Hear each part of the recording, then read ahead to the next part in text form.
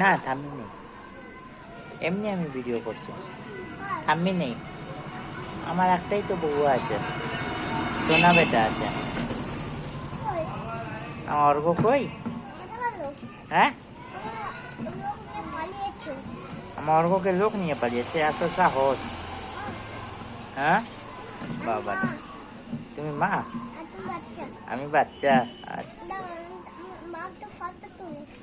মা আবার ফটো তুলবে, জ্বালা।